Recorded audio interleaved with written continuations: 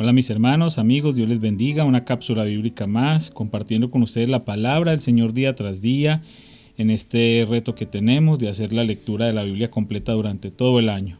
Un agradecimiento muy especial a cada uno de ustedes por su fidelidad y por compartir estas cápsulas también a través de sus redes sociales con otras personas. Aprovechemos la oportunidad que tenemos de compartir un contenido valioso, la palabra del Señor, en medio de tanto material que realmente no edifica, que podemos estar encontrando en las redes sociales. Entonces seamos nosotros un instrumento de Dios para que la palabra de Él corra y sea glorificada. Salmo 37, del 32 al 40. Los malvados esperan en emboscada a los justos, en busca de una excusa para matarlos. Pero el Señor no permitirá que los perversos tengan éxito, ni que los justos sean condenados cuando los lleven a juicio. Pon tu esperanza en el Señor, y marcha con paso firme por su camino. Él te honrará al darte la tierra, y verás destruidos a los perversos. He visto a gente malvada y despiadada florecer como árboles en tierra fértil, pero cuando volví a mirar, habían desaparecido. Aunque los busqué, no pude encontrarlos. Miren a los que son buenos y honestos, porque a los que aman la paz les espera un futuro maravilloso. Pero los rebeldes serán destruidos, para ellos no hay futuro.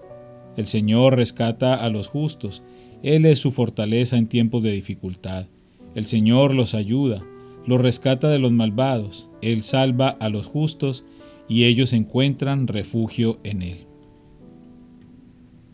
Números 29, del 1 al 40. Cada año, el primer día del mes señalado, al principio del otoño, celebren el Festival de las Trompetas. Convoquen un día oficial para una asamblea santa y no hagan ningún trabajo habitual. Ese día deben presentar una ofrenda quemada como aroma agradable al Señor, un becerro, un carnero y 7 corderos de un año, todos sin defecto.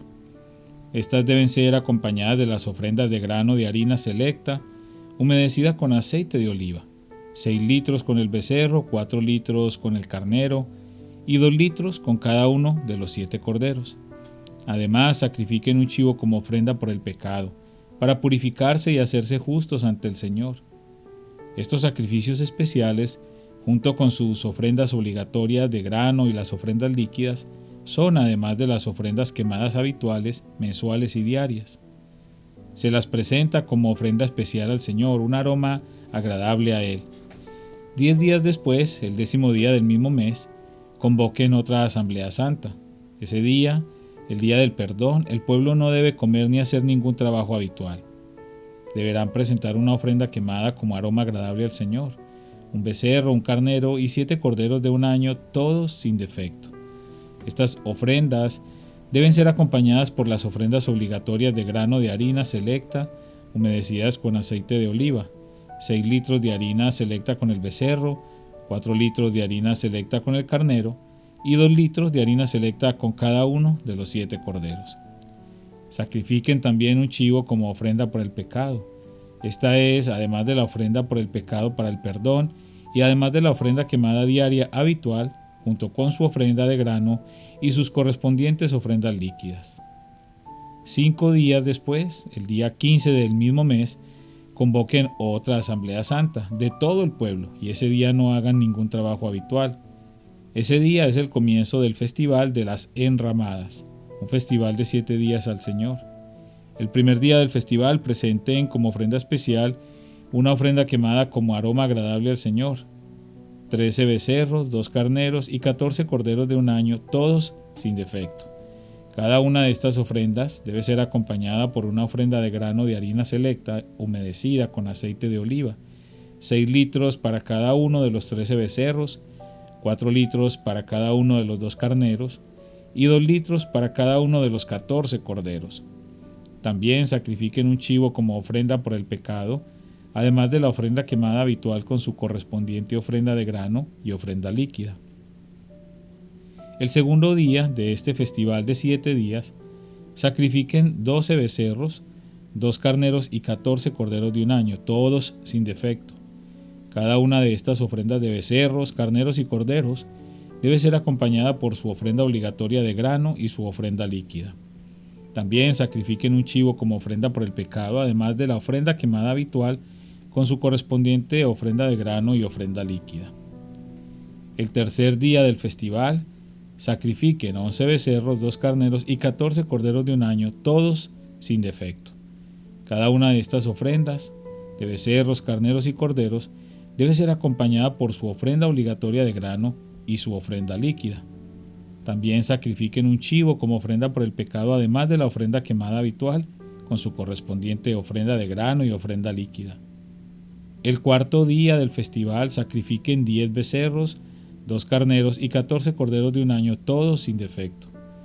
Cada una de estas ofrendas de becerros, carneros y corderos debe ser acompañada por su ofrenda obligatoria de grano y su ofrenda líquida.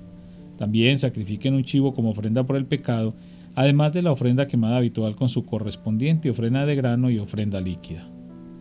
El quinto día del festival, sacrifiquen 9 becerros, 2 carneros y 14 corderos de un año, todos sin defecto.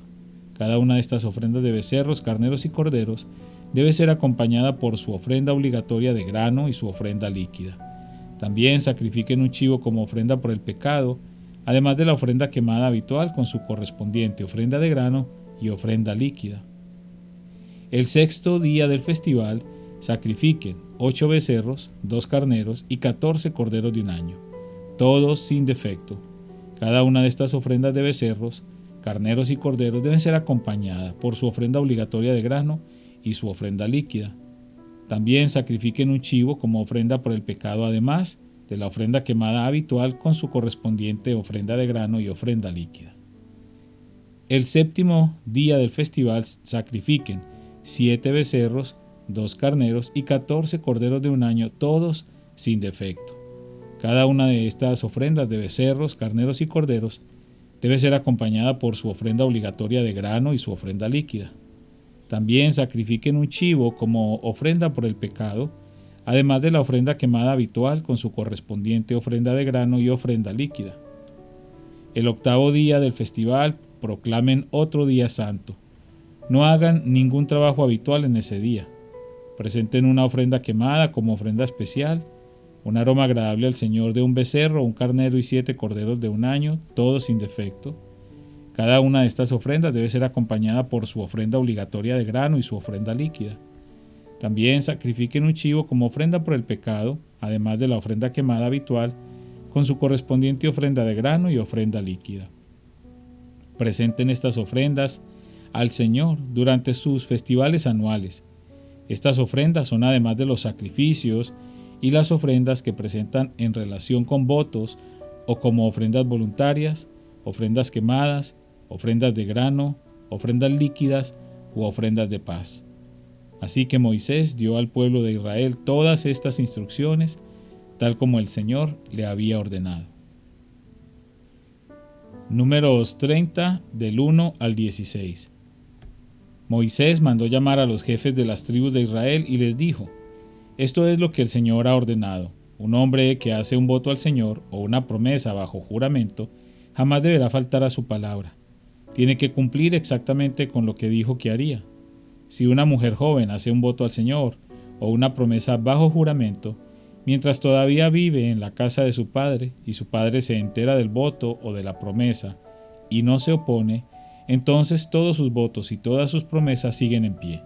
Sin embargo, si su padre, el día que se entera, se niega a darle permiso para que cumpla el voto o la promesa, quedarán anulados todos sus votos y todas sus promesas. El Señor la perdonará porque su padre no le permitió cumplirlos.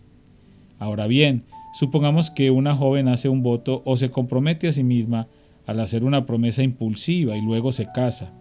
Si su marido llega a saber de su voto o de su promesa y no se opone, el día que se entera, sus votos y sus promesas siguen en pie.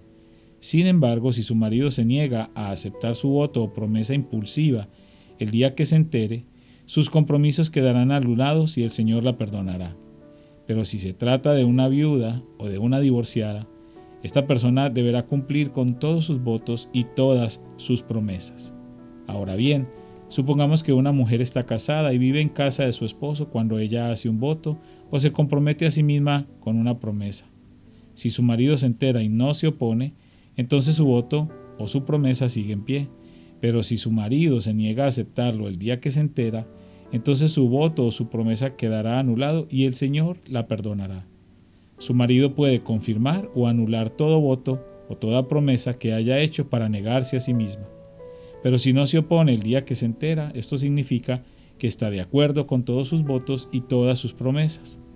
Si él espera más de un día y entonces intenta anular un voto o una promesa, él recibirá el castigo por la culpa de ella. Estas son las ordenanzas que el Señor le dio a Moisés acerca de las relaciones entre el hombre y su esposa y entre el padre y su hija joven que todavía vive en su casa. Lucas 20 del 1 al 40. Cierto día, mientras Jesús enseñaba a la gente y predicaba la buena noticia en el templo, los principales sacerdotes, los maestros de la ley religiosa y los ancianos se le acercaron. ¿Con qué autoridad haces todas estas cosas?, le reclamaron. ¿Quién te dio el derecho? Primero, déjenme hacerles una pregunta, les respondió él. ¿La autoridad de Juan para bautizar provenía del cielo o era meramente humana? Ellos discutieron el asunto unos con otros. Si decimos que provenía del cielo, preguntará por qué nosotros no le creímos a Juan. Pero si decimos que era meramente humana, la gente nos apedreará, porque están convencidos de que Juan era un profeta. Entonces finalmente contestaron que no sabía. Jesús respondió: entonces yo tampoco les diré con qué autoridad hago estas cosas. Jesús se dirigió nuevamente a la gente y les contó la siguiente historia. Un hombre plantó un viñedo, lo alquiló a unos agricultores arrendatarios y se mudó a vivir a otro país por varios años. Llegado el tiempo de la cosecha de la uva, envió a uno de sus siervos para recoger su parte de la cosecha, pero los agricultores atacaron al siervo, le dieron una paliza y lo mandaron de regreso con las manos vacías. Así que el dueño envió a otro siervo, pero a este también lo insultaron, le dieron una paliza y lo despacharon con las manos vacías. Entonces envió a un tercer hombre, a quien lastimaron y echaron a patadas. ¿Qué haré?, se preguntó el dueño. Ya sé, enviaré a mi querido hijo. Sin duda a él lo respetarán. Sin embargo, cuando los agricultores vieron al hijo, se dijeron unos a otros: aquí viene el heredero de esta propiedad. Matémoslo y nos quedaremos con la propiedad. Entonces lo arrastraron fuera del viñedo y lo asesinaron. ¿Qué creen ustedes que hará con ellos el dueño del viñedo?, preguntó Jesús. Les diré: irá y matará a esos agricultores y alquilará el viñedo a otros. ¡Qué terrible que suceda algo así!, protestaron los oyentes. Jesús los miró y les dijo: entonces, ¿a qué se refiere la siguiente escritura? La piedra que los constructores rechazaron ahora se ha convertido en la piedra principal. Todo el que tropiece con esa piedra se hará pedazos, y la piedra aplastará a quienes les caiga encima. Los maestros de la ley religiosa y principales sacerdotes querían arrestar a Jesús en ese mismo momento, porque se dieron cuenta de que contaba esa historia en contra de ellos, pues ellos eran los agricultores malvados, pero tenían miedo de la reacción de la gente. Esperando su oportunidad, los líderes mandaron espías que se hicieron pasar por hombres sinceros. Trataban de hacer que Jesús dijera algo que pudieran informar al gobernador de Roma para que lo arrestara. Maestro, le dijeron, sabemos que dices y enseñas lo que es correcto y no te dejas influir por lo que piensan otros. Enseñas con verdad el camino de Dios. Ahora dinos, ¿es correcto que paguemos impuestos al César o no? Jesús se dio cuenta de la trampa y dijo: muéstrenme una moneda romana. ¿A quién pertenecen la imagen y el título grabados en la moneda? Al César, contestaron. Bien, dijo. Entonces, den al César lo que pertenece al César y den a Dios lo que pertenece a Dios. Así que no pudieron atraparlo por lo que decía en público.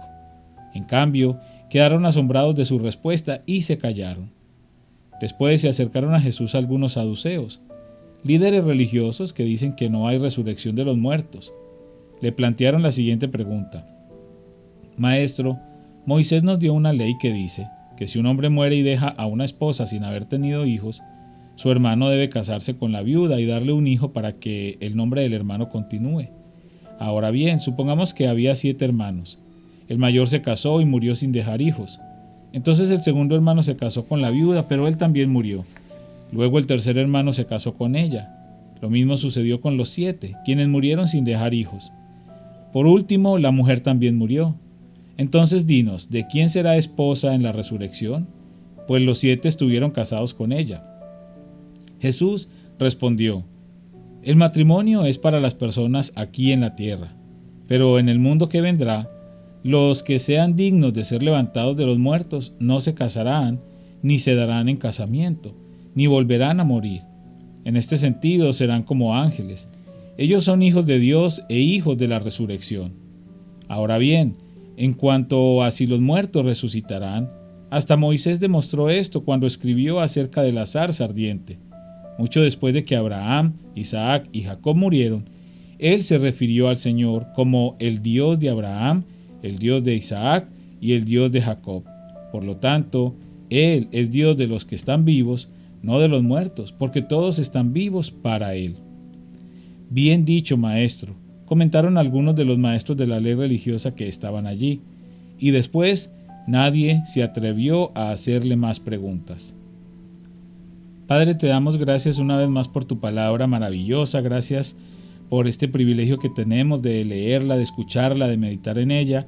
Gracias porque cada día te conocemos más, cada día aprendemos más sobre tu plan perfecto, tu plan eterno, tu plan maravilloso en el que nos has incluido a nosotros a través del perdón de nuestros pecados y de la vida eterna provistos por el sacrificio de nuestro Señor Jesucristo, y por eso te damos gracias.